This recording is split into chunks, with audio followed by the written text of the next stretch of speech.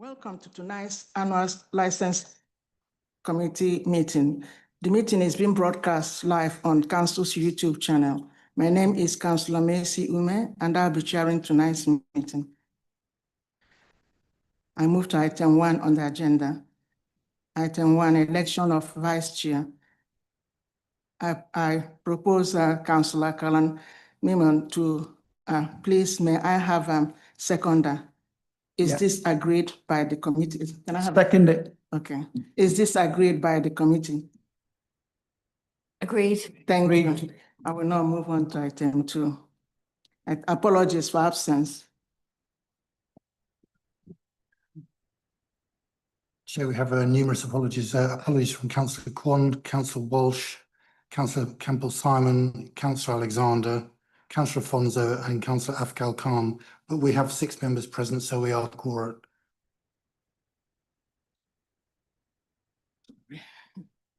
Item 3, roll call and declaration of interests. I will now do a roll call to confirm our members in attendance. When called, please say present and note any declaration of interests. We have Councillor Asif. Yep, no interest to declare. And Councillor Wesley Hackett. Present. Councillor Callum. Present, no interest to declare. Okay. Councillor Jacqueline Daly. I'm here, Chair, with nothing to declare. For the opposition, we have Councillor Dominic Stanton. Present, Chair, no declarations to make. Now we move to item 4. Open minutes of the meeting held on 30th September 2024. Are there any comments on the open minutes? Are the minutes agreed? Are there any comments? At the meeting, is the minutes agreed? Does anyone have disagree? No. Item 5, Annual Licensing Committee Report, April 2024 to March 2025. This report provides a summary update of the work and performance of the licensing team for the period between 1st of April 2024 and the 31st of March 2025. Appendix 2 of this report are exempt and will require the committee to pass the proposed resolution at the end of the agenda to exclude members of the public and press from the proceeding for this discussion. Now we have our licensing team manager, Edrin, to introduce the report. Thank you, Chair. Good evening. Good evening, everyone. Thank you, everyone, for attending this evening. I appreciate it's the end of the working day. So I'll try and make the meeting and the presentation as interactive and interesting as possible in terms of licensing anyway. So please stop me at any point if you've got any questions or if you'd like me to clarify something in any of the slides. There is a lot to cover this evening as it's a report on the work of the licensing team over a year. There have been lots of projects just apart from our day-to-day work going on in the team. And that includes the recent gambling policy renewal and further work on the nighttime strategy, which I'll cover in a bit more detail later on. As I know, Councillor, you want to spend a bit more time on that part of our work.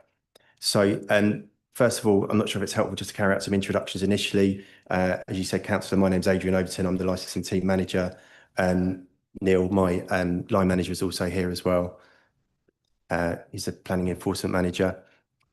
So just moving on to the annual report itself and just what's in store, so give you an overview.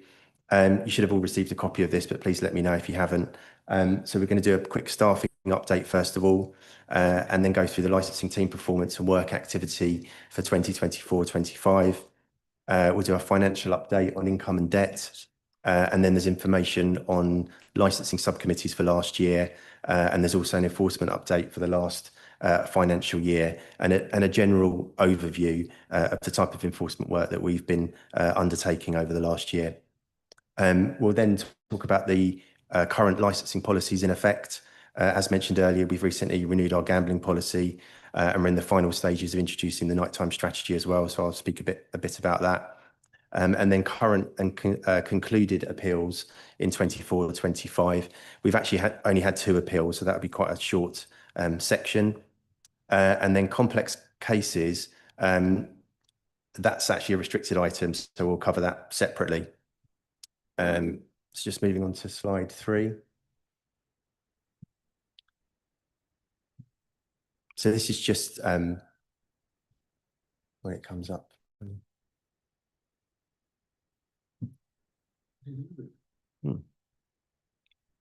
Got stuck. I'll whiz through it while we're just trying to get that slide, but it's basically just for new councillors, essentially an overview of the licensing activities that we regulate. So that's oh, here it is now. So that's the sale or supply of alcohol. So it's the supply of alcohol in a club premises, and it's the sale of alcohol in a licensed premises. Regulated entertainment, so that's live music, recorded music, plays, films, etc. It should be noted that background music, recorded music, is not licensable. So the type of music that you get in a supermarket or a lift or that type of thing. Late night refreshments, that's the sale of hot food or drinks after 11 o'clock and up to 5 o'clock in the morning. That's the only time that it's licensable. Gambling premises, so that's premises like betting shops, adult gaming centres, track betting licenses. So just so you're aware, track betting licenses are primarily located in kiosks in football grounds or other sports venues to the side of the arena. Sex establishments, so that's sex shops and lap dancing clubs. So we've only got 1 in the borough at the moment, and that's actually going to a hearing next week to be renewed. And finally, scrap metal dealers and collectors. We tend to find that these sites are located mainly in the north of the borough in non-residential areas. We do sometimes have issues with scrap metal theft and at these venues, so they do need to be regularly inspected as well. So as mentioned at the last annual committee, since May 2023, the licensing team has moved from regulatory services and now sits within the planning service. So just to sort of reiterate again for new councillors for the rationale for this move, it was mainly to allow the licensing and planning teams to share best practice and to work more closely on new applications and developments. It also ensures that licensing is viewed more through an economic lens rather than a purely regulatory one. There have been some recent changes in the team in the last year, given that both Lorna and Christina have started maternity leave within a month of each other earlier on this year. So we've currently got Matt Tucker, who I know you've probably met at a number of hearings, who's filling in for Christina. I think it's fair to say that Matt's got an awful lot of experience being a licensing chair at another borough, and he's also got a lot of policy and development experience as well, more generally. So it's very good to have him on board and in the team. And then we've got Fabian Sims, who's covering Lorna's responsibilities. So he will then obviously slot into what Matt's been doing. Fabian's also very experienced. He's worked in a number of other boroughs, another number of other London boroughs in an enforcement capacity and doing licensing committees as well. So it's very good to have their experience in the team.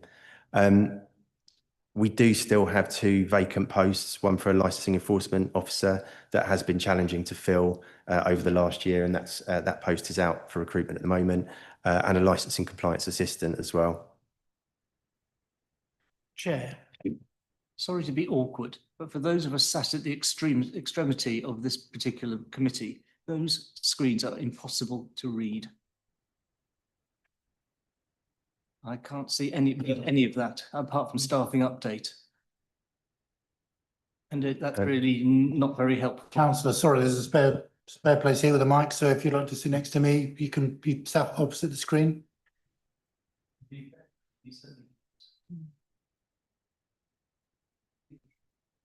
Really, we really need to get these put in more central positions so that everybody can see them. I'm sure I'm not the only one with that difficulty sat here. To be honest, I'm quite close. I can't read them either.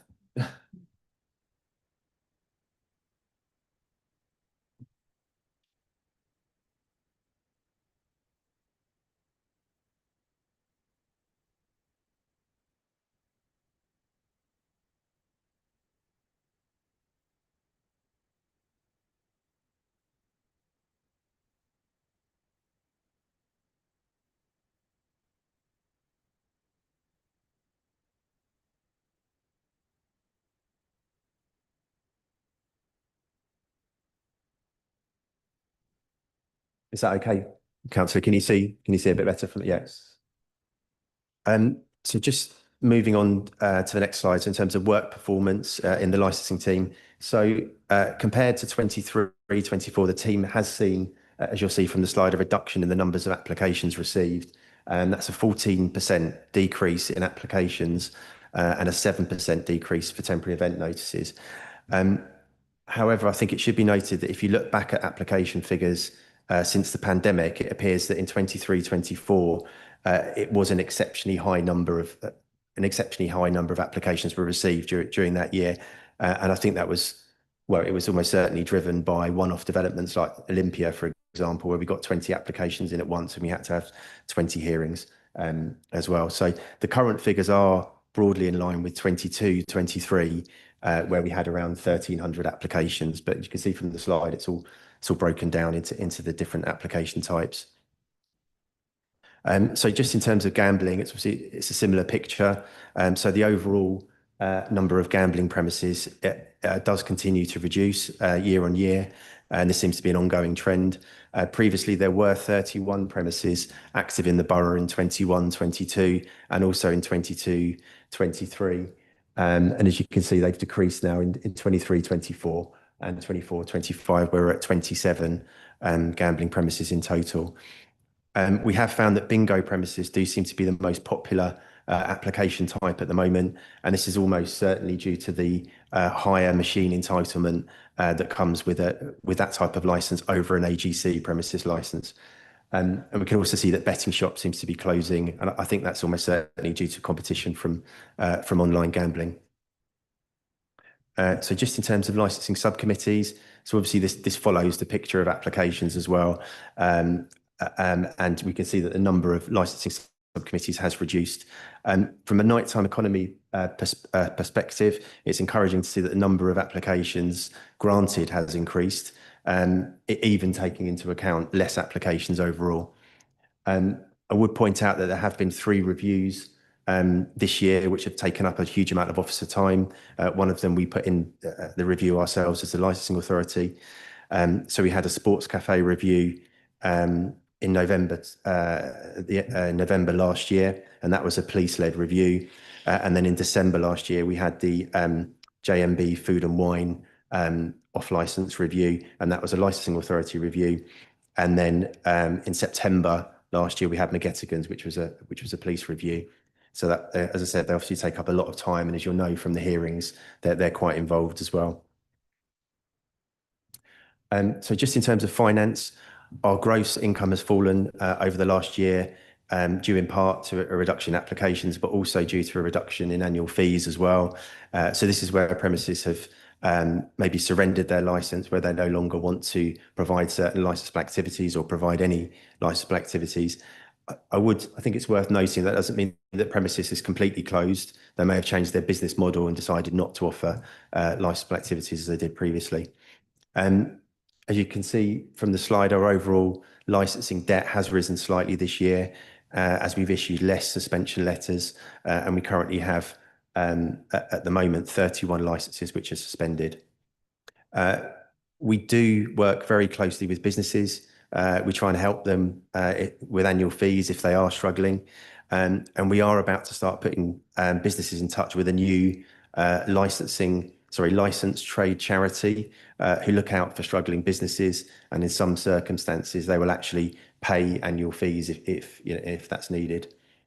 And we're just generally in terms of our financial situation, we're obviously very mindful of the wider economic climate when we're trying to collect annual fees.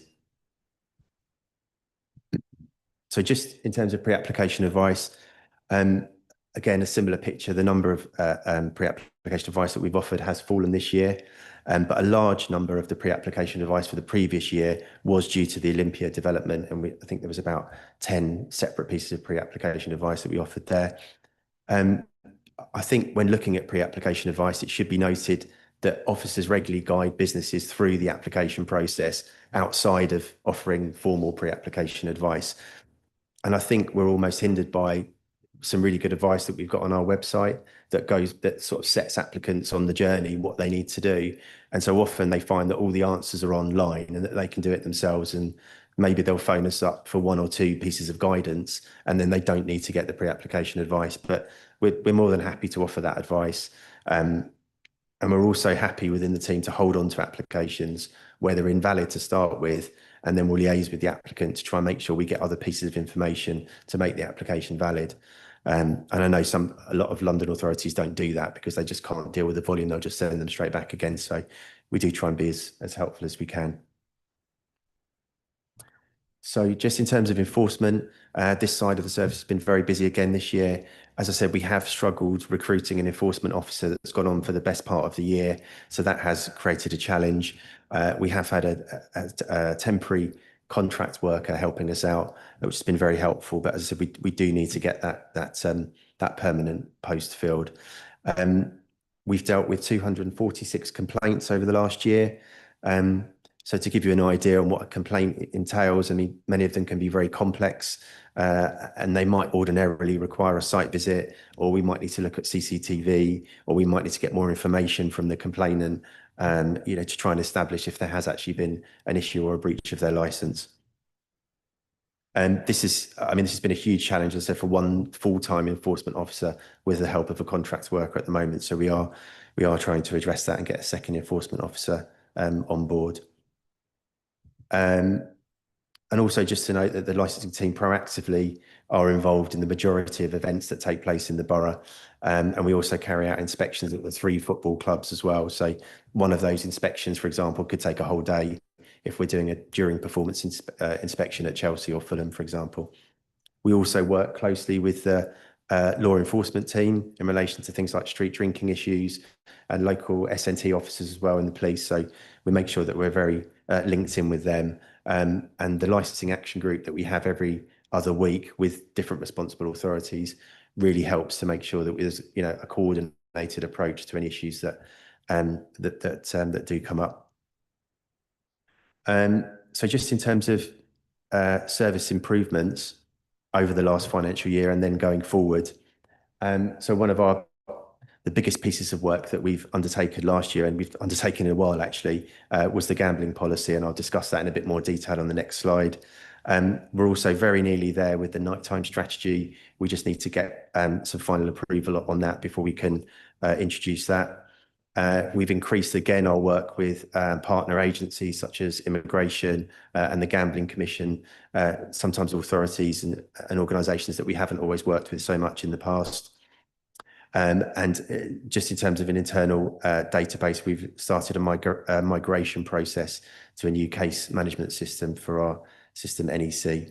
So what we've got planned for next year is a review of the licensing service, and I've got some objectives up there on the slide. I'll go over those in a second. And then a licensing policy review as well. So we're looking to introduce some new proposed hours to try and encourage businesses to open later. We want to finalise the nighttime strategy. We want to introduce some new fees for film ratings, which is something we've been trying to do for a number of years actually. It doesn't generate a huge amount of income, but it's something that we do need to get sorted. And then also something else that has been on the back burner for a while is our new sex establishment policy, where we'll be focusing on the people involved in the industry mainly and making sure that their welfare is assured and that they're looked after. So just in terms of the review of the licensing service, so the idea is essentially to foster an enhanced business-focused service, including proactive and early engagement with businesses. So making sure that we work in collaboration with the nighttime economy, and the wider objectives of upstream London, and then just forging closer links, as we do with the licensing action group, with other responsible authorities. And then I think having the extra enforcement officer on board will help with the last point in terms of resolving any business or resident conflicts as well, making sure that we close down complaints as quickly as possible. So just moving on to the gambling policy. So this was introduced at a full council meeting in January this year. So just to highlight the main changes. So we spent some time working on a new local area profile, which is essentially the evidence base behind the policy. And we got advice that if we want a more robust policy, it has to be based around this evidence base. There's no point having a policy that says you can't have any more gambling establishments if you don't have the evidence base to back that up. So this evidence base now provides different layers of information. So it includes data on crime and antisocial behaviour, areas of deprivation, and the location and density of gambling premises. So it now includes 5 new gambling vulnerability zones and 3 cumulative impact areas. And within any of those special policy areas, there's a policy presumption to refuse any more gambling applications. We've added something on the end of that to say, except in exceptional circumstances. So we can't have a watertight ban on any gambling premises, but if somebody is going to open a gambling premises in Hammersmith, Fulham, in one of those areas, it needs to be exceptional. Needs to make sure it's not going to cause any of the issues that we've identified or add to those issues. There's also been a reduction in the terminal hour for AGC and bingo premises. So that's now 10 o'clock in the evening, where it was previously 11. And there's a requirement that door supervisors must be used from 10 o'clock onwards in any gambling premises. And we've also continued the borough's no casino resolution as well. So you may be aware that the policy has been judicially reviewed, and we are dealing with that at the moment. So we've appointed a leading licensing barrister to help us with our case, and we're obviously defending our policy robustly. We should know in the next couple of months whether a hearing will be needed or if the claim will be dismissed. So we've exchanged a lot of information with the claimant, and then a judge looks at that information and then he sees whether a court case is needed. Our advice has been that it looks like maybe a court case will be needed, but obviously we'll keep you up to date with that. As we don't receive a huge volume of gambling applications, we've not been able to test the policy at this point, and as I said, we've been judicially reviewed. But we did recently get a bingo application that was on Uxbridge Road, which was located in one of our cumulative impact areas and a gambling vulnerability zone. But this was withdrawn, so it currently remains untested. What we're planning to do in the next few months is improve again our local area profile. So we just want to make sure that it's a live document, something that we're adding to all the time. We want to look at some improved public health data as well to try and help with that, and some improved crime and disorder information as well. So just in terms of the nighttime strategy, I know I updated on this at the last committee, so you may be aware of what it's intending to achieve. But it's really to create a special focus on our 3 town centres, setting out a unique vision for each one of the very different town centres. We're trying to increase footfall in the riverside areas of the borough, for example, especially in the winter months, because we're aware that there's been complaints about those areas being potentially unsafe, or concerns about those areas being potentially unsafe with poor lighting, etc. We also wanted to focus on our 3 football clubs as well, and large venues, which obviously attract lots of people to the borough, sometimes thousands of people to the borough, and really try and gain an understanding of how the customers and the fans of those venues leave the borough after those events have ended, and then try and explore what businesses or services we could potentially offer or encourage to try and keep them for longer. So at the moment, we do need approval from councillors before we can publish the final strategy, and there's a couple more things that we just need to do. So just in terms of the emerging findings of the nighttime strategy, and obviously the strategy has been developed to try and address these issues. I'll just whiz through these because I know I sort of touched on them previously. Many of them are quite obvious. If you go to any of the town centres, you'll almost immediately know that a lot of them are quite clear. So in terms of Fulham, it was noted that many of the large hospitality venues have now left the town centre, meaning there's a limited nighttime economy offer. There's a heavy reliance on football trade. I know after speaking to some of the premises there, they said they wouldn't survive if it wasn't for Chelsea being there.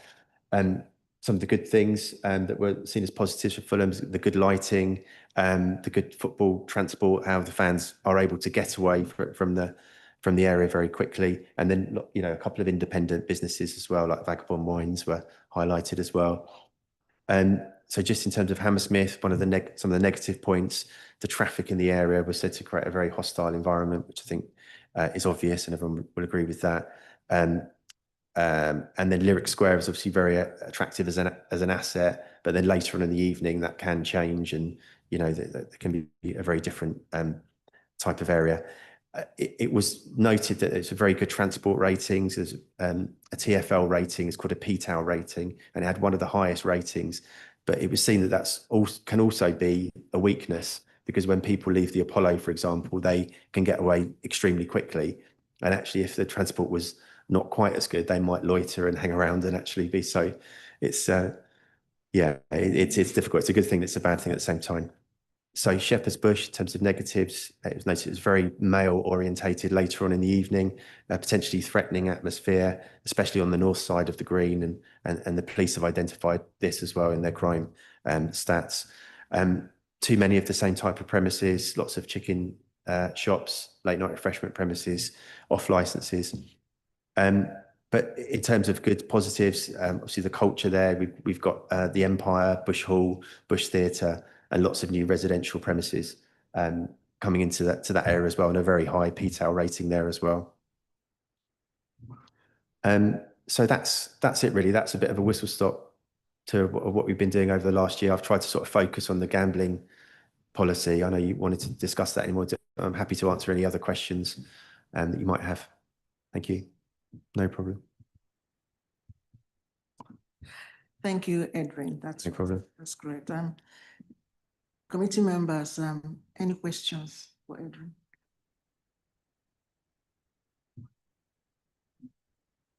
Any questions? Okay. Oh, I know you will. Thank you, Adrian. I probably do have a few other questions, but just kind of going in alphabetical order from your presentation.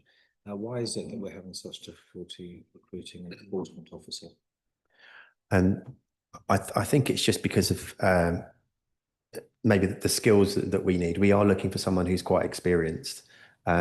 We've got an existing officer who's you know, on their journey, sort of learning in enforcement, and we really need somebody to come alongside who's got that experience. And I think a lot of the good enforcement officers are being kept at those authorities, and it's just becoming very challenging. I mean, I think that's probably just the main reason. The good people are at authorities and have maybe been there for a long time. I don't know whether it's seen as a career, a desirable career, as much as it maybe was years ago. There's maybe been a bit of a change as well. I know, for example, in trading standards, they've had issues recruiting good trading standards officers, or trying to get people to do that. So that there may be an issue just in terms of more regulatory roles, recruiting to them. Yeah. Okay, thank you. Questions, well. The next question was just numerically. Can you remind me? We had both Fulham Football Club and Olympia were 23, 24, weren't they both? Yes, that's right. Yeah. I think, you know, that's correct. Yeah, both of them were. So in those numbers, because I mean, Olympia was like 27 applications, I think. Yeah. Did that count as 27 in those numbers, or was that just one with, you know, multiple applications? So it counted as 27 applications, but then in hearings it counted, because I don't know if you recall, but we had one hearing, and if you sure you do, but and we might have had 3 different applications in that one particular hearing. Right. So the hearings don't match up to the number of applications, if you see what I mean. But yeah. Okay, thank you.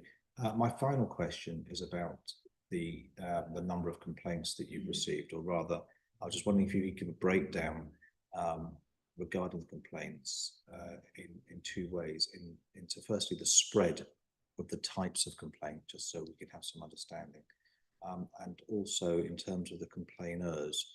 You know, were there 20 people making 10 complaints each, or there are 246 individuals each making separate complaints?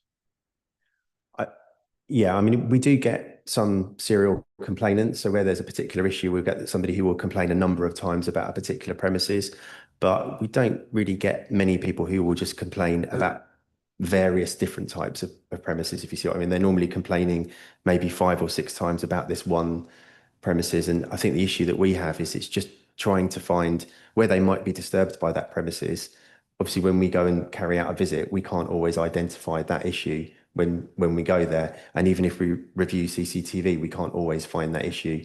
And sometimes that issue may not be, although it might be disturbing to them, it's not a breach of their license. So it might be something that the noise team might deal with, or it might just be more of an antisocial issue outside the premises. So it might be something that the law enforcement team would deal with. But in terms of, were you saying like in terms of the breakdown, the types of complaints as well? So it is seasonal as well. So obviously in the summer, we'll start to get lots more complaints about beer gardens, people, drinking in outside and maybe leaving areas and sort of drinking further away from a licensed premises. And then in the winter, it's more to do with noise, amplified noise within a licensed premises. That's really, I mean, there's also, antisocial behaviour linked to the customers of premises. There's all sorts of, I mean, we get complaints about obviously street drinking is another issue. So the off licenses, maybe selling to people who are already drunk. And then also there's allegations of sometimes people's, off licenses selling to people who are underage as well. So there's a real broad range of complaints that we would get. Thank you. No Thank you very problem. much. No That's it problem. for me, Chair. Thank you, Chair. Just a couple of quick questions. In terms of the gambling policy, you said you were looking at various types of evidence. Have you looked, or have you been able to work out anything in terms of dependency issues? Obviously, gambling and dependency is quite a major issue for people, and I know it's not going to be easy to get those figures, but is that something you've been looking into, and is there any evidence there to show that it's increasing? I mean, that's something that we're working with public health colleagues on. Yeah. And that's something that we're having conversations about at the moment. And it's certainly something that, we want to get data on. I mean, we have noticed that gambling premises are located in areas of high deprivation, and they're located in areas that are close to hostels or centres to help people with addiction as well, which is quite concerning. But no, I mean, in terms of your point, yes, that is something that we're looking to do. We found it challenging. I know we can't say too much, but we found it challenging because, of course, there's lots of personal data, and trying to share that personal data is challenging, and is the issue really, I think. Okay, thanks. What was I going to say? In terms of the nighttime strategy, you said quite a bit about it last time, and some of the things that you were actions you were undertaking to try and boost that. Have you seen any changes whatsoever? Because we still get situations where places are closing early. I can recall being asked to leave a pub just over the road at about 10 o'clock because there's nobody else in there. Well, I mean, obviously, the work that we did, we had a consultant on board as well. He did a snapshot of the nighttime economy and showed some things that they thought were concerning and some positives as well. But I think we'd need to do another evidence gathering study really after we've introduced the strategy to try and see if it has had a change. I don't think I wouldn't want to say sort of anecdotally if I think things have changed. I mean, obviously, we haven't quite introduced the strategy yet either. So I can't say that it probably would have had a huge impact at the moment. And what's the timeline for that to come to?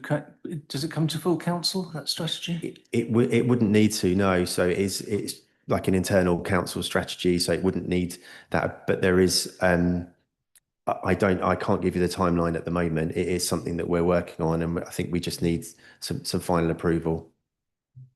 Obviously, communication is going to be quite a key issue. The number of licensing panels that I've sat on where there's immediately resident objection to any late these extensions, and lots of the premises that have got to 11, 12 or even 1 o'clock licensing hours at the present aren't using them. So part of the strategy presumably will be that sort of comms stuff to overcome resident objection or resistance. Exactly. And I think it's also giving that information to the businesses as well, because sometimes we've found that they're not aware of, like, for example, footfall information. So they don't know that actually there are customers who are still out there who might want to use their premises later on in the evening. So they're closing their premises because they just don't know about those other customers. And there is obviously the issue of staffing as well and how much that costs. And just generally running a licensed premises is just not feasible sometimes if you've got one or two customers. So it's, it is quite challenging.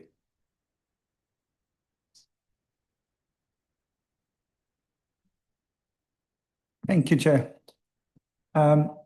Thank you, Adrian, for your hard work with the limited team. No And problem. I have a few questions, just short questions. If you can't give answer, that's fine. You mentioned for the judicial review Yeah. ongoing. Is that something which one business closed down or still running in the borough? They are in the court, or is a combination of multiple businesses as a claimant or one? It was an organisation of businesses, so a number of organisations. So I think I don't remember the exact term, but I think it was the organisation of people who bingo licenses. Basically, I can't remember what it was called, bingo association, something like that. And so they were the claimant along with another organisation as well. Are they ongoing from more than a year? Is the matter ongoing from more than a year? No, it's only happened recently. So we introduced the policy early this year, in January this year, and the judicial review came in maybe let's say a month, 2 months ago maximum. And then we've been working with our barrister to do, so they basically make a claim first of all, and we see the details of that claim. And then we went back and I produced a witness statement and went back and we gave lots of information back. And now we've sort of exchanged information, if you like, and now that will go to the judge, who will then decide if there needs to be a hearing on that matter. But it almost looks certain that there will need to be a hearing. Potentially may affect our policy, potentially in future, may not. It could do, yeah, it could affect it. I don't know whether, it's difficult to talk about. Obviously, I don't know. Yeah. I probably can't talk about it in too much detail because it's a live case, but there could potentially be amendments to the policy. Is the one of the barrier to recruit indirectly or indirectly to recruit the enforcement officers? I know that's not affecting the judicial review. It wouldn't have any impacts on that. I mean, obviously, if we have an enforcement officer, it means we can inspect more licensed premises, but it wouldn't have any impacts on whether we're successful in that judicial review or not, for example. But thank you very much for the clarification. Thanks. No problem. Thanks, Chair. Thanks, Adrian. That's No problem. really interesting. My first full licensing meeting, so thank you. No I also wanted to ask about the judicial review. Mm. I just wasn't clear, and I wondered if you could just clarify for me.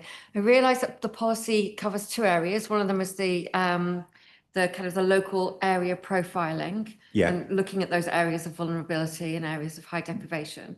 And then and looking to stop any new licenses being issued in those areas. There was also a part of the policy was about bringing back the terminal hour. Yeah, so I that's think correct. From 11 o'clock to 10 o'clock. Yeah. Are all of these areas involved in the judicial review, or is it just focusing on specific areas? So it mainly focuses on our the term that we've got in our policy that basically says we've got cumulative impact areas and gambling vulnerability zones. We say that no more new licenses should be granted in those areas, and they're saying that that's unfair. And there's an aim to permit within the Gambling Act, and they're saying that by saying that, that's contrary to the aim to permit within the primary legislation. And then they're also saying where we've said that we want to reduce bingo premises to 10 o'clock in the evening. They've challenged where our evidence is for that and said, where is that specific evidence about those premises causing harm? Why have you chosen those premises as opposed to others? So we've gone back. We've gone back with our evidence as to say why we made that decision, or why the full council made that decision. Thank you. So the impact of the judicial review is to just completely freeze the policy coming in any form. Is that right? I must admit that's on the edge of my knowledge. I've never dealt with a judicial review before, but I believe it could potentially quash the policy or say that the policy is completely unlawful, or there may be, because they're focusing on certain elements of it, that they might suggest that there's a rewording of those particular elements, or that we rethink again. So it might, but we would need to get further advice on that, on what happens. But in the meantime, we continue with our policy. Our policy stays live and it's still there, so we can still make decisions on that basis. Okay, so the policy is active. Sorry, Councillor, that when it's judicial review, there are things we cannot because we cannot talk Okay, about. yeah. So we Okay, to be yeah, right no, on I'll that. leave We that, on yeah. live stream as well. Thank you. So, So the policy is active right now. The policy's active, yeah. And if that That's what we're gambling, getting if that bingo application that I spoke about earlier, it wasn't withdrawn, we would have made a decision based on our new policy, Thank you. for that application, yeah. Thank you. Yeah.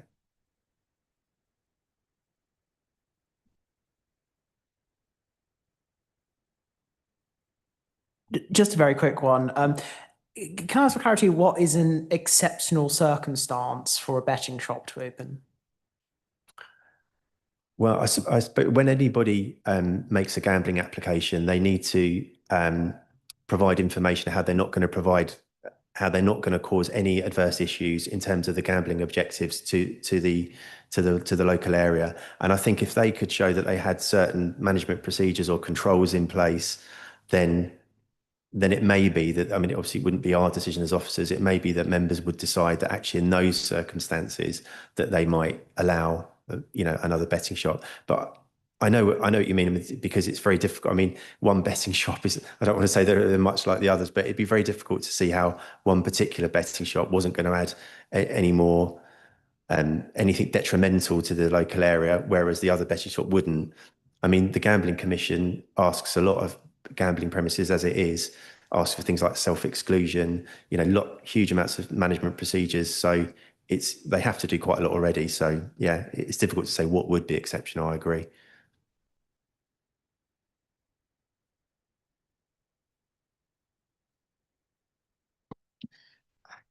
Thank you, Adrian.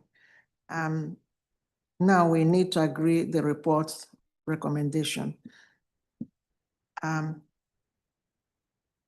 Is this agreed?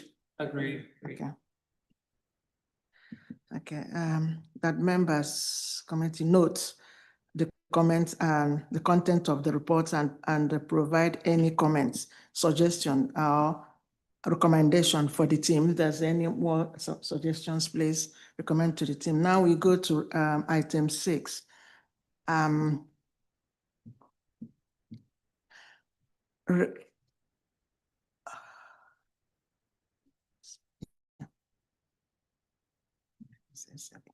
Report on draft markets and street trading licensing policy 2025 to 2030 and updated prescribed standard conditions for street trading licenses. This report provides the detail and rationale for having Hammersmith and Fulham markets and street trading licensing policy and the need to updating the prescribed standard condition for street trading license. Now we have our Assistant Director, Environmental and Regulatory Service to introduce this report. That is Valerie Simpson. Thank you. Thank you, Councillor Ume, and good evening, members of the Licensing Committee. So I'm just going to take you through the report and just give you the highlights. It's quite a detailed report, and there's a number of factors to it, so please feel free to ask questions at the end. So just to give you a bit of background around the current markets and street trading team, there's 3 full-time equivalent in the team structure. That consists of a markets and street trading manager and 2 public protection technical officers, support officers who help with the administration of licenses. Just before I go into any detail, I do want to note my thanks to the previous markets and street trading manager, Christina Ashenden. She left Hammersmith and Fulham on Friday, but has contributed a lot to the input into the policies and the documents I will talk about today. So we currently have that post vacant and looking to recruit to that soon. And there's also another vacant post of one of the public protection and technical support officers. In terms of the key functions, just to give an overview, the main function is issuing licenses. We want to make sure that traders in Hammersmith and Fulham are trading legally and safely. That's first and foremost. Second to that is taking the payments, because it does cost some resource to make sure that that happens appropriately. So getting the payments out, invoicing, and issuing the licenses is quite key, so that we can reinvest and make improvements and make sure that's managed competently. Officers also provide advice and support. Whilst we may be under the guise of a regulatory service, our main thing is to make sure that it's easy as possible for traders to start trading, and that they're trading legally as well. So if that's not face-to-face over the phone, we also provide information on our website to help guide traders and have meetings. The other point is around setting and monitoring compliance and with their licensing conditions for street trading. So some of those will be sent to you in those prescribed conditions. They actually form part of the license conditions for traders. So officers will go out and check that they are complying, and there could be a number of different breaches, for example, like overpitching, which I will touch on as well. And then also, most importantly, which what I started with, is making sure that they comply with health and safety legislation. So you might think, oh, it's quite bureaucratic, but I think the main thing that we're trying to do is make sure that people that shop at our markets are safe. So if they're buying food, we make sure that they've got all their allergen information.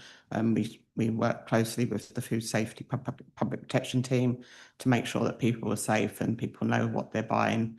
If they're selling consumer items, again, working with trading standards, making sure that's safe as well. If they're using equipment, gas or electricity, making sure they're using it in a safe way. So there's a number of things that we want to ensure that they're complying with to keep themselves and the community safe as well.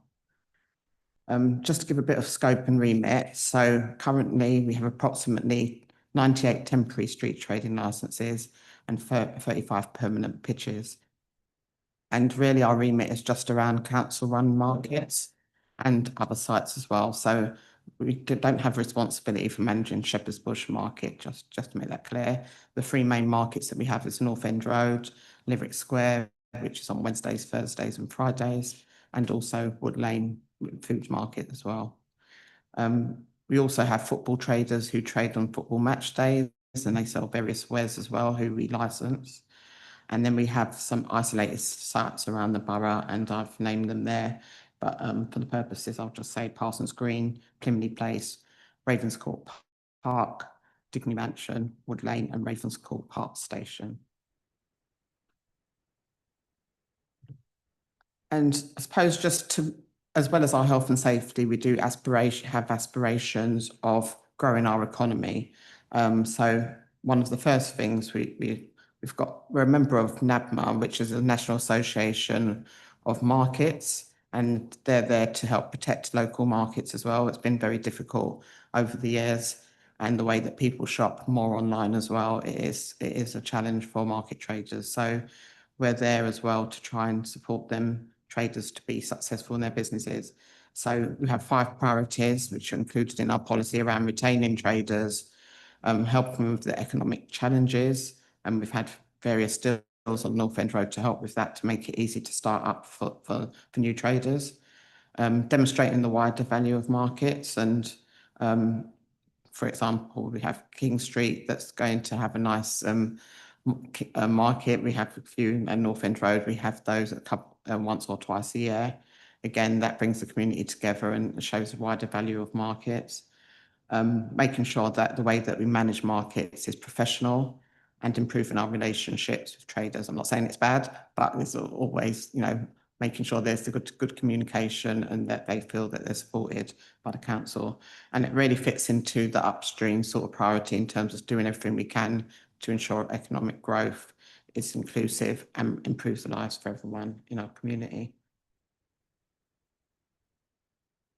So I make no apology. We have got a number of recommendations because it's quite loaded and quite linked, and I've just set that out there, which I will just I won't go into any detail because it's within the report. But just to highlight that one of the things that came as part of this work was to meet with the Disabled Residents Association. And we've produced a guide which helps to make our markets more inclusive. And we had a few meetings with them to co-produce this guide and they gave really good suggestions about things that will make it more accessible when they go to markets as well, which we will be publishing on our website. So just to go into the elements of the recommendations. So one of the key things is to have a markets and street trading policy. For a number of years, the council, as far as I know, it's never had a licensing policy, at least for the last 20 years. And if you look around London, many local authorities do have a licensing policy for street trading. So we feel that in terms of raising standards, we want to promote consistency, inclusivity, fairness. We want to make sure that when people approach us, they know what the rules are, what their expectations are, and that we're giving consistent advice to everyone rather than you tell some on something on one day and something on another day. So it's very transparent and clear and upfront as well. And it's also to help ensure that they're legally compliant. It provides advice and support, clear legal guidance. The law can be a bit complicated sometimes, so we've tried to put it very clearly and plainly within that policy. And it covers different street trading activities as well. Sometimes there'll be privately operated market operators that want to operate in the borough. So it's making sure that they are held to the same standards as other traders within the borough as well. We've had issues, probably a few issues raised around people putting wares or commodities on their pavements in front of their shops. We've put that inside the policy as well to be able to address that in a consistent way. Sometimes we get complaints and issues raised around ice cream bans in the summer and what the rules are. We've made it very clear about what we can do and when they may need a license. And it covers other things like boot fairs, other charitable markets and other things as well. It will allow us to have that oversight and management of the markets. And two of the things which are part of the recommendations is around designating or prohibiting certain streets. So we're looking to increase the number of places that people can trade from our borough. That gives them wider opportunities, business opportunities, and also to declare market rights, because that protects us as a council. It means that if other people want to set up a market within, I think, 6 miles and 3/4 of our markets, then we can prohibit that as well. As I mentioned, health and safety and welfare is quite key, and it's about safeguarding children and adults. We talk about people who can work on the stall as well, making sure there's public safety and around immigration and modern slavery as well. It touches on protecting the environment. So we talk about single-use plastics, we talk about waste and how they recycle it as well, best practice, and also around the street cleansing they have. We want to make sure our borough's clean, inviting, so they have a responsibility to manage and deal with their waste responsibly. I've already touched on supporting traders, but one of the things recently that we've done in North End Road is we had some funding to purchase some canopies and umbrellas to help improve the aesthetics of North End Road, and that's provided to traders on a loan basis. And so we're looking to support traders in that way. It makes it easier for them to set up and trade without investing a lot of money in additional equipment. And yeah, trader conduct is one of the key things as well, whether it's unlicensed trading, whether people are using double the size of their pitch that they've paid for, or any other breach of licensing conditions as well. It brings that all together. So I said there's quite a few recommendations, and within the policy, it does talk about standard conditions, and the council has the power to prescribe standard conditions. The last one that was formally approved by the council was in 2014. So we felt that it was time to revise that, given the impact or the feedback we get from traders and the issues that have risen over the years, to bring that really up to date. So it talks about public health and public safety, as I mentioned before, making sure that there's pack testing if you're going to use electricity. product safety, fire safety is very key, and a lot of things I've talked about here, but this really brings it into one document which will form part of their license and form part of the conditions that traders have to comply with. We have done some initial consultation with traders around there, and it's not been prohibitive in what they're doing as well. So the version we're sort of informally working to is very much similar to this version, which is presented for formal adoption. We've had issues with overpitching, and you'll see some pictures, especially around COVID, that sort of really heightened it in terms of sometimes there's limited pavement space and how accessible it is for residents and others to travel, to get by. So we wanted to make sure that we address things around accessibility in there. Also, we've given details about different sites. So different sites have different trading times, making sure that they operate within their trading times, all cleared off by the end of that trading day as well. As I mentioned, we've tightened up around who can work on the market. So if sometimes people aren't at well, so what happens in those circumstances, how they must make sure they notify us about their assistance so that we know who's working on there. Again, that gives them that responsibility. And what happens if they want to transfer the store or if someone dies, and in those circumstances. Sometimes we get queries around fees and charges as well. So people may want refunds or they want to cancel. We want to make sure we do that in a consistent way, not on a case-by-case basis, depending on what it is. So we want to put clear rules in when situations where a refund will be valid and when we can cancel an invoice or payment for whatever reason, rather than a case-by-case. We also want to have a bit more robust approach, and it's small because the team's small, but we do want to have a robust approach around renewals and payment of fees. And if people are in arrears, we will give warnings, and we give several warnings, but then we do want to then take it to committees if they're not paying their fees, because we feel that's not fair on others who are paying on time as well. And we've made it very easy to pay. We've introduced direct debit as well, and people can have payment plans, so we do make it easy for people to pay over the course of their licence. As I said, around zero tolerance around harassment, discrimination, and I think over the last few years I've managed some other regulatory teams. People are getting less tolerant, and sometimes that aggressive behaviour, we want to show that as a council we have zero tolerance around that sort of behaviour, including discrimination or any abusive behaviour. And I think I've covered around absences and holidays. And I think last year we had adverse weather conditions where it was meant to be, I think it was North End Road Market was planned, and we had already had some communication in place which helped to manage that much more easily. And we really put the onus on traders to sort of risk assess for themselves whether they think it's safe as well. So very quickly on revised commodities, again, this is something that's been an old sort of list, not been updated or reviewed. We have compared with what other boroughs have done, and the version that we've put out, which we want to get agreed, is much more simpler. And I've just put on the screen an example. So on the right, currently we've got various categories. So you've got clothing, and it talks about women's clothing, gents' clothing, boys and girls, and baby wear. And one of the rules that we have is that you can only pick 3 from that category. So within that category, they can only pick 3 from a list of about 10 different types of items.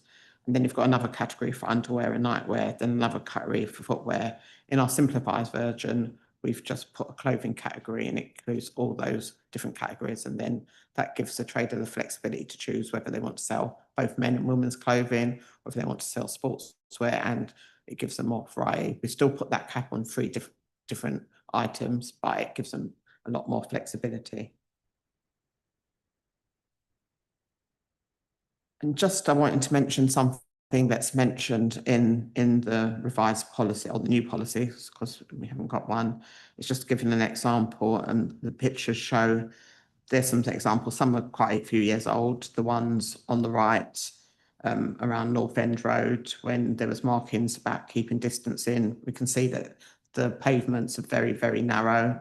And then people were putting things out on the street, over pitching, you know, making that walkway for pedestrians a lot less narrower. And we've got some more recent examples where people put out their wares outside the front of their shops as well. If it's on our highway, then it should be licensed, because otherwise it's unlicensed street trading. We've not been very robust around that, but what we want to do is be consistent in our approach. And sometimes can be complex. On the third picture on the right on the top, for example, you see, I'm not an expert, it seems to be tarmacked, and then you've got some paving next to it. Some people have private forecourts, so they will be allowed to do it and put wares on there, but some people don't. And if it's on the public highway, then the council has the power to issue licenses to allow that street trading. Now, we're not against that. It enables people to walk past and actually see what's in the shop, and it may tempt people to go and shop and help increase business. But what we don't want is to lose control of the streets where people can't pass there quite easily if you've got pushchairs or visual impairments as well. So it's having a consistent way to address that.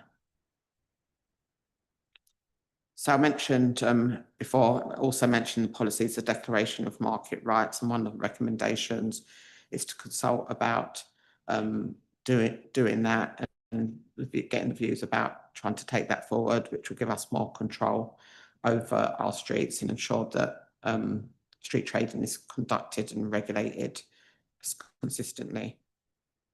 And the other one is around designating the whole borough for regulated street activities. Again, we feel that would open it up. It will make it less bureaucratic in terms of trying to do it piecemeal. It would give us better control. And just widen the opportunities for business trading. So do have to apologise, but due to the pre-election period in the report, it does have some dates which I have amended in this presentation. I think the intention was to start consultation soon, if agreed. But the idea is that if the recommendations were agreed, that an 8-week public consultation will start around the 7th of July and end on the 1st of September. And then throughout that period to go to the various packs that may be available as well to present any consultation results we may have had at that time, but also just to present, like I'm presenting today, about what the policy entails. And then to find a way to seek approval, and just recognising that the annual committee only meets once a year. So then asking that the licensing committee may delegate that to a subcommittee or appropriate cabinet member to take that final decision, rather than waiting to implement it next year. It also sets out in the report a number of post-consultees, which includes existing traders, but also those with other interests as well. And they're listed there on the left of the page. So I've just repeated there the various ones, but I will thank you and thank you for your time. And if you've got any questions, please do let me know. Thanks. Thank you so much, Valerie. That's a good report. Can I ask members? Councillor Wesley. 2 or 3 quick questions. You mentioned about licensing pavements, shop fronts and such like. Does, with the cafe culture and such like, increasing use of pavement areas, does that fall under you, or is that Adrian? So, right, so it's neither of you. So it falls between. Interesting. Because it replaced the old tables and chairs licenses. After COVID, they brought out pavement licenses, and that falls under highways. Right. So they control the hours and all the rest of it. Yes. Okay. They do consult with interested parties. So, for example, noise and nuisance, they consult internally as well. Okay, because there's quite considerable crossover with the work that both of you do. So maybe that's something that needs looking at as well. Exactly how that works. Ice cream vans. do we have a policy that says no diesel or petrol ice cream vans? They should be electric. I don't know if that's in the policy, but there's a rule around idling. They can't idle. You know, ice cream vans idle all day long. No, they've got to turn on. There's specific. I have to get the word in, but we have. It was for environmental concerns and the issues raised as well. I don't say. Can't think it says diesel, but I will double check that. Whether they're diesel or petrol, but I mean the same thing applies to other markets where people have got petrol generators for power. I know North End Road has now got electricity points down it, but other markets don't. And so there are people with generators. And is that something that you're including in there? You're talking about protecting the environment and air quality and so on, and that really ought to be in there. No. And you can get all electric ice cream vans. So yeah, okay. Then and on a similar issue, we've recently adopted this or looked at the single-use plastics, all the temporary events and temporary market stalls and things that go up for various events and things, which is your area. Do we make sure that part of any contracts they have, there is no single-use plastics?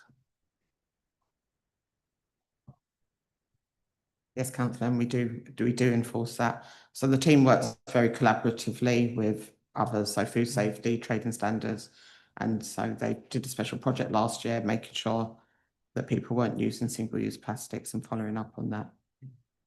One final area for me is, you said there's 35 permanent pitches. Is that an increase, decrease, or is it stable? Do we have a target? I would say it's probably a decrease since COVID. We have got more vacant pitches on, for example, North End Road, not so much Lyric Square where we have a waiting list, but those are more temporary. So I haven't gone back to be able to compare, but I would say that anecdotally it is probably less than we had pre-pandemic.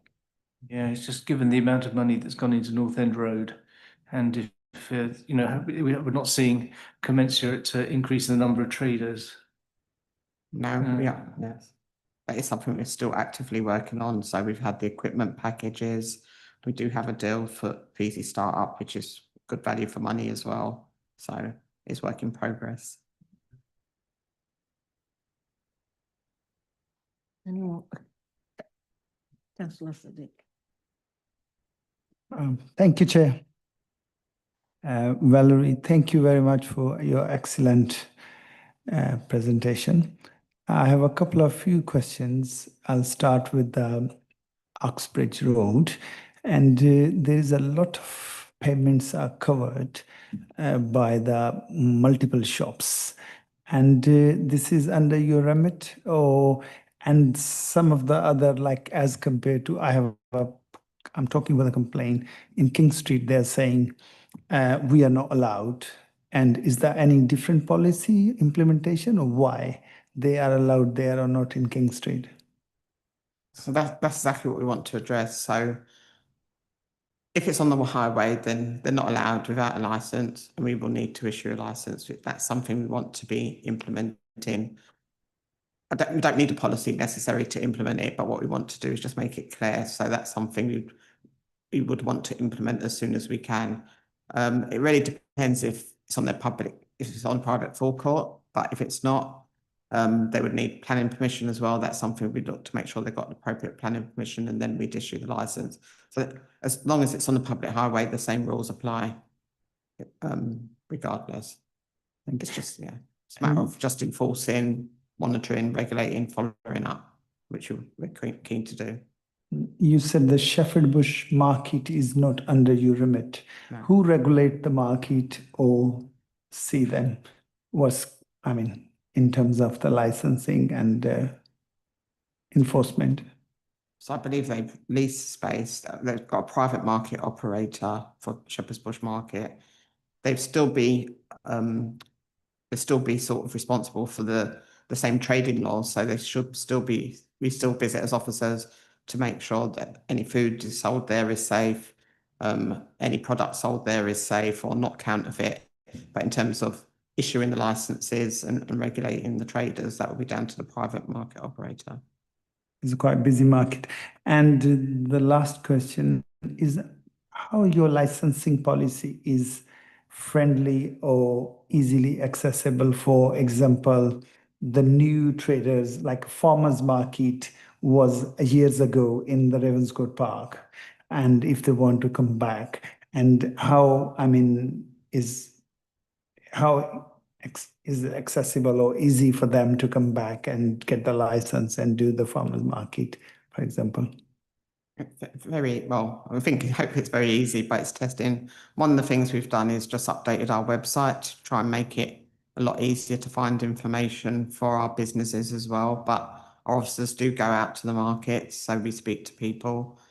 We have our email jobs. We get quite a few inquiries saying people are interested, so we retain a waiting list because, like I say, there's a lack of available spaces in Lyric Square. That seems to be the sort of hotspot where people want to trade as well. So what we'll do is go then and call them back and make it easier for them. We'll help guide them with the application process as well. We put it up front what documents they need, what they need to fill out in terms of application process and our fees and charges. That's all on our website. So we hope it's as easy as possible, but we do take feedback seriously. So if people say, I can find this, then that's something we consider in how we can make service improvements. Thank you. The last thing, like the mobile counters or shops around outside the shops, are there a lot on the different parts of the borough? Are they regulated or the part of the shops, or they need separately permission for licensing? Selling mobile phones on stuff. Like mobile counters, like repairs and these small counters everywhere. I would say that the same rules for shopfront licenses would apply, and if it's on the public highway, then they probably need to be licensed. If it's on their private forecourt or part of the shop building, then they wouldn't as well. So we would look at that to see if it's part of the business and it's their own area, then it may be that they can trade there, but we would look at that. But we would deal with it in the same way as shopfront licenses. And the thing with shopfront licenses as well, it should be related to what they're selling inside the shop. So something like mobile phones, if they're selling groceries inside and then you've got mobile phone unlocking or something, it's not necessarily directly related. So that's something we'll be looking at. Yeah, depend to quality work and how they're doing, the customers complaining. Thank you very much. Thanks.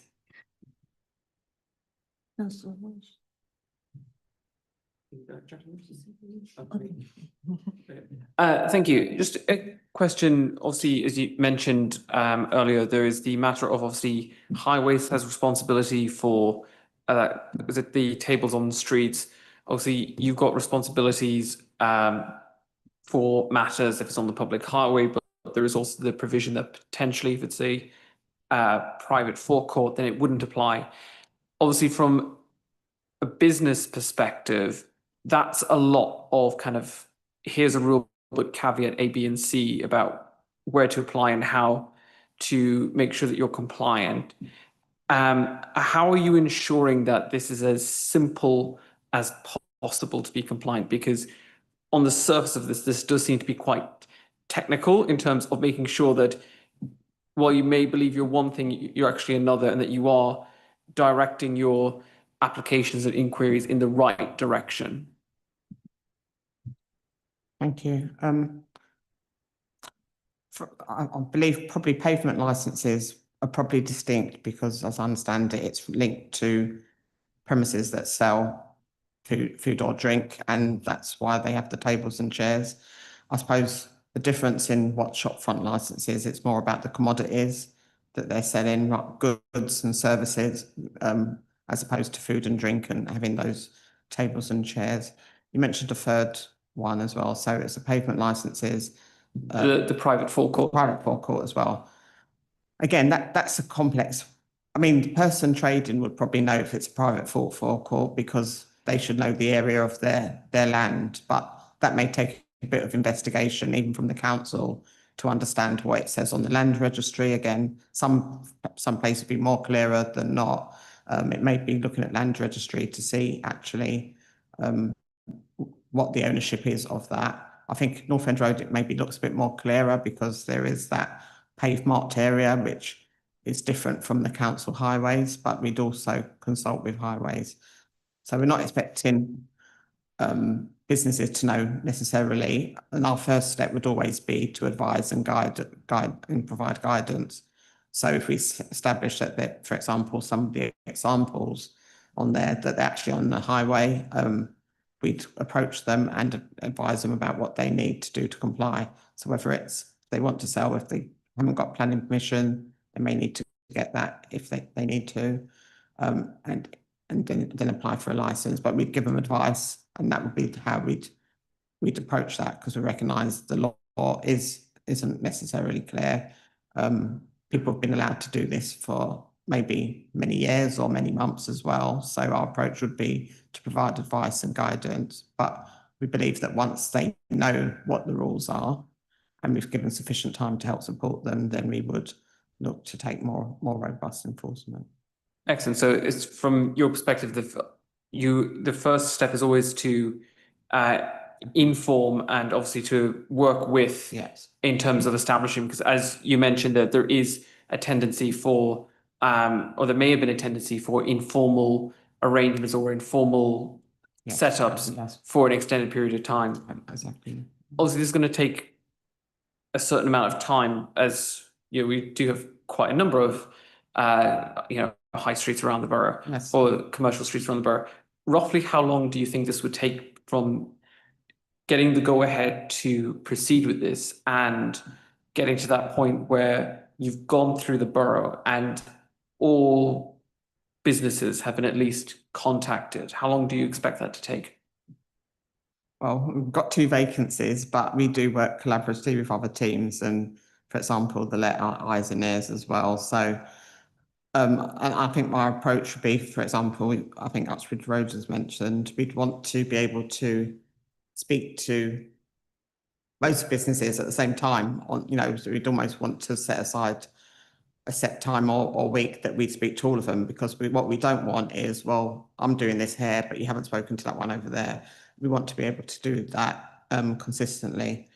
I would say if it was fully staffed and we had people that could go out, actually telling them what to do is not going to take a long time, because we could have that communication ready to be able to set out those requirements. That's not necessarily the long thing. What may be taking a long time is if people don't comply and then you have to go and revisit. And we probably wouldn't revisit that many times before we take formal action. So again, it's looking at the priorities, probably looking at health and safety risks, how you might prioritise it, because we wouldn't be able to tackle, if there was widespread non-compliance, we wouldn't be able to tackle everything on day A. We might have to prioritise where we think the highest risk is, or major non-compliance, and how we do that. So that would be over a period of time, but it would be consistent in terms of, I think in terms of getting advice out, I could say within 6 months, we probably make sure that everyone's aware of that advice across the borough. Obviously, sometimes we may not know, so sometimes we rely on people complaining or letting us know. It's about, making residents know this is our approach, maybe in that way. Sometimes that's self-regulated. Residents then know the rules as well. I think that's also important, so they can say, actually, this shop may not be following the rules. So my main concern there is just purely on where, in your understanding and from your position, you may believe that it is not a private forecourt and that they have a need to apply for a street license, but they may disagree. They may believe that to be, and obviously, as you say, there is not always the strength of understanding about exactly where boundaries are, and in which cases they may need to be, referring to the land registry to establish the particulars. Where you will have, and I say will have, as I assume that there will be at some stage, that sort of disagreement, will you hold back on enforcement while you resolve this? Yes, I think we need to be clear what the legal position is, if it is public highways, and our first probably point of contact would be the Highways Authority as well, because I think they probably have a better looking at places. You're out there on the highways, they probably know what is highways land and what is public land a bit more. So we would rely on sort of the expertise of colleagues, but also land registry as part of that investigation as well, which is why it's a bit complex to say, how long would it take to sort of deal with this issue, because it really depends on what we find and the complexities of some of those situations as well. Perfect. So I'm glad to hear obviously there's that balance between obviously the need to enforce and obviously supporting business at the same time. So thank you. And I'd just like to say we've got an enforcement policy that just sets out that sort of graduated approach as well. Always start from advice as well, because we're there to, first of all, support businesses to comply, and the law is complex, and making sure that they understand that and making sure we help them to understand that before we, if it's just blatant disregard and, don't want to comply, don't want no help, just not, then that's when it'd be escalated to more formal enforcement. Thanks. Councillor Daly. Thank you, Chair. Thanks, Valerie. That's really comprehensive. I would like to just clarify, when you started speaking, you were talking about how the council operate regular markets in North End Road, Lyric Square, Wood Lane, but this policy is intended to cover all street trading in the borough. So I just wanted some clarification, because there's that little 7 meters from a public highway, could be any private. I just wanted to clarify if that includes Bishop's Park Food Market, Addison Farmers Market, and Hammersmith Road Food Markets. Are they included in this? Yes, it would be included as part of that consultation to have borough-wide borough-wide consistency in how we administer markets and street trading within borough. Okay, so then my follow-up question on that is, a stallholder, let's say in one of the farmers' markets, who just makes their own produce and sells it there, on day one, what will they now need to do? What do they, I mean, you talked about they would have to have their name on display. They would need to give information about anybody who's going to help them on the stall. How onerous would it be for that sort of small beginning trader on a farmer's market, please? I understand they probably have to provide that information already to be able to be there to trade, but currently I sort of listed the sites where the markets and street trading team sort of manage.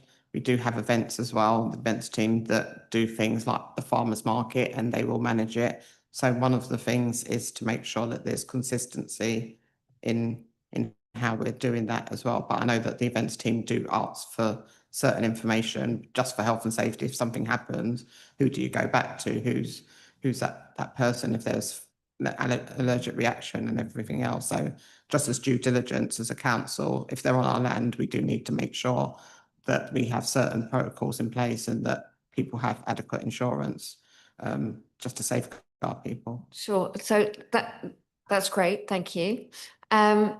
Thinking in particular about some of the farmers markets, because the North End Road Market has all this regulation anyway. So the regulation will be coming in, and if you like, the need to be proving all of this in a way and is new for sort of the smaller markets. Some of these markets have really quite unique sort of vibes. Some of them do play music. Some of them offer food, and I know that they quite often will have new people coming along because they're making them themselves. So sometimes they'll have new assistants. So reading through the policy, it seemed to me that for some of these people, this is going to be really quite onerous, and it could change what those markets, those smaller markets are like. It could make them more corporate, more official, more like a council market, which has a different sort of a vibe to some of these smaller, like, I don't want to say friendlier, but you know, We don't want to stifle more that. community-based, Yeah. like smaller markets. And I just wondered what the guards were within the policy to make sure that we don't lose some of that uniqueness and some of that flavour that we've got in those really small markets that are scattered about. We can definitely look at that. It's definitely not meant to be restrictive. So the team do issue licenses for all King Street, and you have different types of traders there that just pop up and do something for one day as well. So definitely there's no intention to stop those different diverse ways of selling food, like the farmers market as well. But I think part of the consultation will definitely specifically consult the ones that you've mentioned, because just to understand if they feel that it would be onerous or would there be any issues. And I think, you know, we'd have to adapt the policy if they felt perhaps it, you know, there were things that was going to stop businesses being creative, innovative, all the things that I think H&F wants to bring into the borough as well. That's lovely, thank you. And great to hear that there's going to be kind of a real engagement with the consultation in some of those areas. Yeah. Thank you very much. Thank you. Any more questions? Oh, okay. Councillor Stanton. Thank you, Chair. Thank you, Valerie. Just a small question is about the Declaration of Market Rights. I mean, I understand the concept, but I don't entirely understand how that's implemented, given, you know, Hammersmith and Fulham sit surrounded by a number of other boroughs with their own markets. I mean, I had a quick look earlier. Borough Market is just 5 miles away. So what is the purpose of this? You know, can you just explain it a little bit more? And also in reference to sort of some of the farmers markets and the non-council markets that are wonderfully springing up. So I don't know all the technical details, but it's definitely not to stop more markets coming up, especially the ones that Councillor Daly mentioned as well. But we can also give permission for new markets setting up as well. It gives us more control rather than people just setting up when we're not aware actually they are trading within that boundary area as well. Part of the consultation would be to set out a bit more about what that process is. I know that another number of local authorities have done that. So there is a process around consultation to do that. But I understand it's quite beneficial for the local authority in terms of not just having people set up, private market operators setting up, taking away from, you know, other markets that are regulated within the council as well. I don't know more technical details than that yet until the thing that I found interesting was the 6.5 miles. Yeah, or 6.5, yeah, which was presumably is a statutory limit, which works very well in Wiltshire and Yorkshire, but not so well in London. And actually, the boundary would be within the boundary of the borough, given that it's not 6.75 miles across.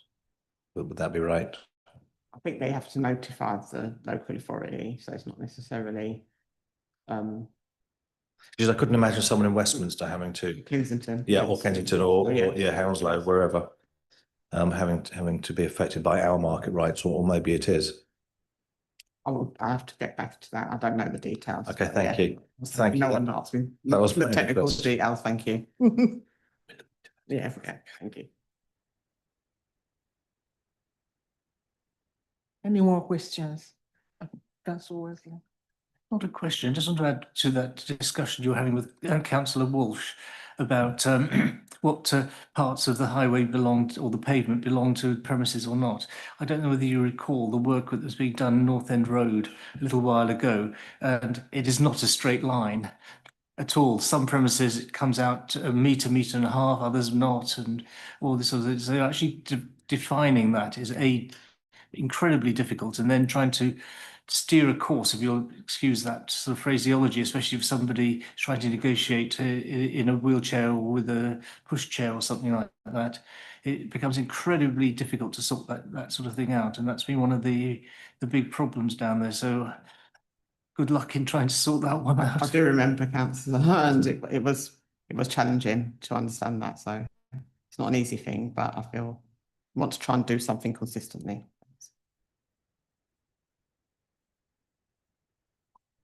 Thank you so much, Councillor Wesley, and thank you so much.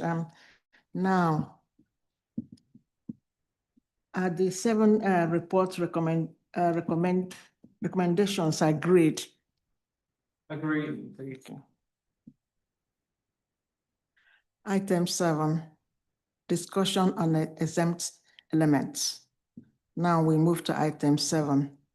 Any discussion on contents of the exempt minutes from 30th September 2024 meeting and exempt elements for the item 5 will require the committee to pass the proposed resolution to exclude members of the public and press for this proceeding on this discussion. Do members agree the proposed resolution set out to exclude public and press from the meeting? Agreed. Okay.